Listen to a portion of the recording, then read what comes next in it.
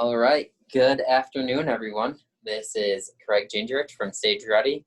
Welcome to another round of the TeleK, What You Need to Know About Your 401k Plan Right Now, presented by Sage Rutty, obviously, as we have this beautiful backdrop here. Today is Thursday, June 4th. I know, I can't believe where the time has gone. If you compare to the other ones, I did finally get a haircut, so I'm feeling great about that, and ready to kick things off. So, a few of the ground rules, as I mentioned, I'm Craig Gingerich. I'm one of the certified financial planners and credit investment fiduciary and certified health savings advisors here at Sage Rutty. If this is your first TeleK, the ground rules are it's designed to be about 15 minutes long. Make sure it's a valuable use of your time. I know everyone's pretty busy right now, whether you're trying to homeschool your children or balance a work and a life. So let's keep it to 15 minutes, make sure it's a valuable use of your time. I just ask that you save your questions for the end. Very happy to address any questions. We'll save them for the end. You can use the Q&A button built into Zoom. And then as always, just a reminder that we're here as a resource. So myself and the other professionals here at Sage Rutty are here to help you with your financial planning, here to help you accomplish your goals. So utilize us. It's a benefit built into your 401k. And we're here to talk about anything in life with a dollar sign next to it. So let's talk about what we're going to talk about today. So we're taking a hard look at market recoveries, which I think is pretty interesting. So the first part of it, we'll talk a little bit about the history, what history has shown us about market recoveries. The second is we'll talk about some of the mistakes that we've seen, unfortunately, all too frequently. And then third, we can talk about some of the actions, as always, wanting to make actionable steps to come out of this, so you're not just stuck sitting on your hands. Let's take some action and make some positive change. So looking, before we look at the history, actually, I would like to give one little asterisk to things. That is, no amount of sophistication is going to allay the fact that all of your knowledge is about the past and all of your decisions are about the future. Right? There's no reason to believe that the future is going to repeat itself. It just happens to, right? It just tends to repeat itself, but nothing to say that it's going to happen exactly the same. So with that being said, let's take a look at what history has shown us about market recoveries. The three things I want to touch on today, and this could be honestly an entire college course just on market recovery, so I'm going to go really quickly through it, but I want to talk about the length and magnitude of recoveries, talk about the rate of change that happens, and then talk about exactly how these time out, right? When do market recoveries happen in relation to the other moving pieces? So first, looking at duration and magnitude, I put up this chart, and I think it's really, really astonishing when you compare each of the blue sections are your bull markets, and then each of the red ones is a bear market, is the negative market. And what you can see is the bull markets are substantially longer and substantially larger, right? The positive years are significantly more positive than the negative years are negative, right? On average, the bull market lasting for about 72 months versus a bear of about 14 months. And then this one's astounding, a total return of close to 280% on average, versus a total return of about a negative third on average. So I think it's just helpful to see it in graphic form. It's definitely human nature for us to have the bad things hurt more than the positive things feel good. But looking strictly at the numbers, at what really matters here is that the bull markets are substantially more impactful than the bears. Second is looking at the rate that this change happens. The market recoveries tend to happen very, very rapidly. The chart that's up here is one that I borrowed from American Funds, and it shows the 5 largest bear markets, basically the 5 worst markets that we've experienced, and then the 5 years after each of them. And what you'll notice is that the recovery, the positive years, happen pretty quickly and pretty dramatically. Right, just the first year after we see a bear market happen has these outrageous returns, right? Certainly the 70% average is pulled up a little bit by the recovery period from the Great Depression, but even in the worst ones, 36, 44, 64, 72, right? Those are unbelievable numbers. If I told you you're going to get a 70% return on your money next year, you'd ask what time I started drinking in the morning, right? These are pretty impactful numbers, and really important reminder that you need to be in the market during the recovery period, and you can't just wait for it to happen. Because if you miss out on the first year of it, you're missing out on the largest portion of things. But even 5 years averaging over 20% is pretty astonishing. So the third piece is the timing around market recoveries. When's it going to happen? How do I make sure that I'm there for it?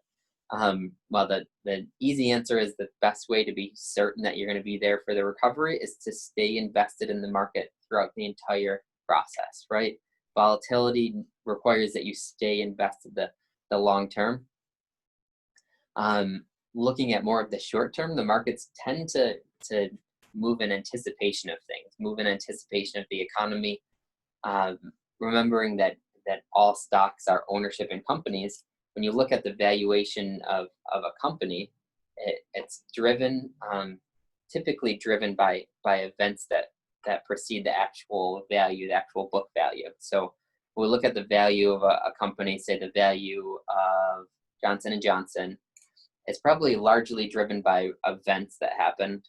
And then the actual price of it, whether people are buying or selling Johnson & Johnson, is driven by anticipation of an event that will happen in the future, right? So I'm going to buy or sell in April based on what I think is going to happen in May, which then will show up on the profit and loss report, the P&L of the company, probably in June or July, right? So if you're sitting back and saying, I'm going to wait until I feel comfortable that I can sit at a restaurant with 100% capacity and I'm not going to see anyone at Wegmans having a mask on, well, you've already missed the real opportunity, right? If you're waiting until your gut tells you it's okay, you probably missed the opportunity. So along those same lines, talking about missed opportunities, that's the third thing that we see mistake-wise. But we'll talk about two of the other most common mistakes, missteps that we see. And that's being scared away from the market completely or trying to time the market. So first is being scared out of the market completely. I recognize that it's not always a rational feeling, but I wanted to help remind and illustrate what impact the stock market has on us accomplishing our goals. So say that you personally wanted to be able to retire a millionaire, right? I need $1 million when I'm hitting retirement. If you're going to save it just in a bank account, not shockingly, you'll need to save $1 million, right? If you want $1 million, you need to save $1 million. If, on the other hand, you let the market do some of the work, let your money work for you, right? If you did it over 10 years and had some market growth on your side, and for these numbers, I use a 7% return. If you had 10 years and you were spacing it out over those 10 years, you only need to save about 72% of that total goal. If you look at, if I had 20 years to save my $1 million, you need to put in less than half of that, right? If you had 20 years between now and when you wanted to become a millionaire, you'd have to put in about $480,000 over that time frame, and the market would make up the other $520,000, right? Just by letting your money work for you. It's crazy. And then 30 years, less than a third. Pretty astonishing, a pretty important reminder.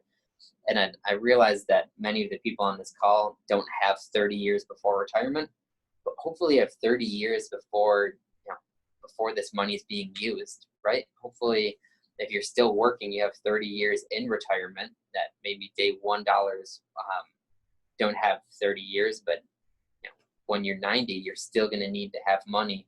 So recognizing you need the stock market to help you on your path in accomplishing your goals. The second thing I wanted to share was a chart on market timing, right? So this is, unfortunately, a lot of the calls I've been getting on, okay, I'm ready to, I've pulled money out of the market, I'm ready to buy back in, and then I want to get it back out because I think it's going to drop again and then get back in. What this chart shows is is the average investor return of someone who invested in the S&P 500 versus the average return of the S&P 500, right? Which is a little crazy to think about. So it shows the difference between someone who owns the fund and the fund itself. And there's a pretty dramatic difference in those returns because so many people try and time the market. They say, I'm going to wait until I feel good, and then I'm going to put my money in. Well, you've missed out on a big chunk of the return. And then, oh, things are going really bad, I need to pull out. Well, you're now pulling out and you're recognizing the losses on the fund. So it's especially important, especially during this volatility, to stay in the market rather than timing the market. All right, and then the third mistake that I see all too frequently is missing out on opportunity. So talking about delaying your savings, what I've seen, life happens, right? Some people had to have fewer hours or lost their job or were between jobs or needed to free up some sort of cash and said, I'm going to reduce how much I'm saving in my 401k. I'll raise it once I get back to things. It's really easy to forget that. It's not always top of mind. I know I think about 401ks every day. I assume that you probably don't. Recognizing anytime that you're delaying putting more dollars into your account, they're missing out on that market growth. Along the same lines, if you have a loan that you've taken out from your account, diligently work to pay that loan back quickly, right? While the money's out on loan, it's not enjoying that market growth. It's not having the money working for you to get the dollars back in your account. Third is waiting it out, right? Recognizing, as we've already talked about before, waiting until your gut feels good about things is not a very good strategy.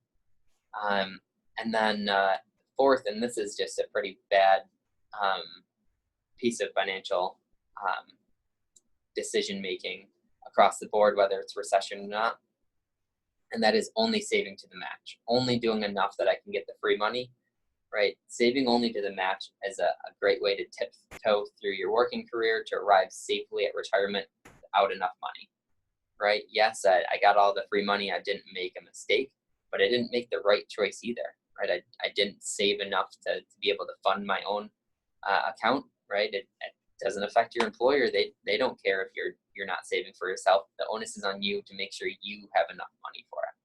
So let's talk actionable steps before we wrap up here. First actionable step is update your beneficiary form. This is always a good piece of advice, but especially hits home right now. I really hope that none of you experienced loss from COVID. I'm hoping that no one lost family members, but it is a good reminder that life is really fragile. Make sure your beneficiary forms are up to date. It doesn't take you very long to do that. It takes 3 minutes to fill out a beneficiary form.